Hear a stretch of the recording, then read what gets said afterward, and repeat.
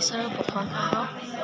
প্ৰথমে মই সৰ্বশক্তিমান সৃষ্টিকৰ্তা ঈশ্বৰক ধন্যবাদ দিছোঁ আৰু মহান গুৰুজনা গুৰু মামাকো নমস্কাৰ জনাইছোঁ। মই 16 চনৰ পৰাই আহি আছোঁ। মোৰ বহুত আগতে ঈশ্বৰক নোপোৱাৰ আগত মোৰ বহুত বেমাৰ আছিলে, কঁকাল বিষ, ভৰি বিষ, পেট বিষ, মূৰ বিষ, বেমাৰ মোক ক'ব একদম ভাষা নাইকিয়া বেমাৰ আছিলে আৰু মানুহজনো বহুত মদ পানী খাই অশান্তি সৃষ্টি কৰিছিলে। সেই সকলো ফালৰ পৰা মোৰ শান্তি হৈছে, সুখ হৈছে। যীশুপ্ৰভুক মই ধন্যবাদ দিছোঁ আৰু যিসকল ঈশ্বৰলৈ অহা নাই আহি সিহঁতকো আহিবৰ কাৰণে মই প্ৰাৰ্থনা কৰিছোঁ। সকলোলৈকে সকলোৱে যাতে যীশুপ্ৰভুলৈ আহক, শান্তি পাওক। মোৰ নাম শ্ৰীমতী মালবিকা গগৈ। আপোনাৰ কি হৈছিলে বেমাৰ? বেমাৰ মোৰ ঢেৰ আছিলে।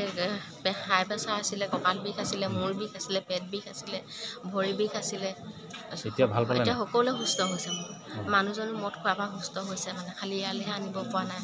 আহিবৰ কাৰণে সকলোৱে প্ৰাৰ্থনা কৰক। আহিম বুলিয়ে কয়, কিন্তু তেওঁ অমান্য নাই কৰা। আহিম বুলিয়ে কয়, খালি মুঠতে আহিব পৰা নাই। ঘৰ ক'ত? ঘৰ শিমলুগুৰি, লুথুৰি গাঁও। ঠিক আছে হ'ব।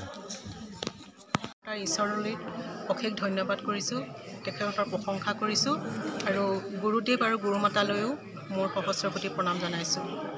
মোৰ নাম ৰবি বুঢ়াগোহাঁই। মই নাহৰকটীয়া গেথুপথাৰৰ পৰা আহিছোঁ। মই আহিছিলোঁ 2019 চনৰ নৱেম্বৰ শেষৰ ফালে আৰু বৰদিনৰ আগে আহিছিলোঁ ডিচেম্বৰ।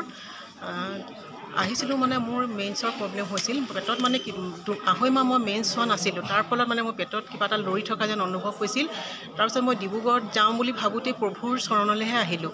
আহি মানে মই ৰাস পূৰ্ণিমাৰ দিনাখন মেইনছ হ'লোগৈ। তাৰপাছত আৰু মোৰ মানে হেৰি হৈছে, মানে একো মানে অসুবিধা নাই। তাৰপাছত স্বাক্ষৰ নিদিয়াৰ কাৰণে নে কি কাৰণে মাজত আকৌ হৈছিলে। মই ভাবিলোঁ স্বাক্ষৰটো দি থৈ আহোঁগৈ বুলি আজি লঘোণ প্ৰাৰ্থনাও দিছোঁ আৰু মই স্বাক্ষৰটোও দিছোঁ। তাৰপাছত মই হেমন্ত গগৈ ভিডিঅ' চালোঁ, নেচাবলগীয়া কিছুমান ভিডিঅ' চালোঁ।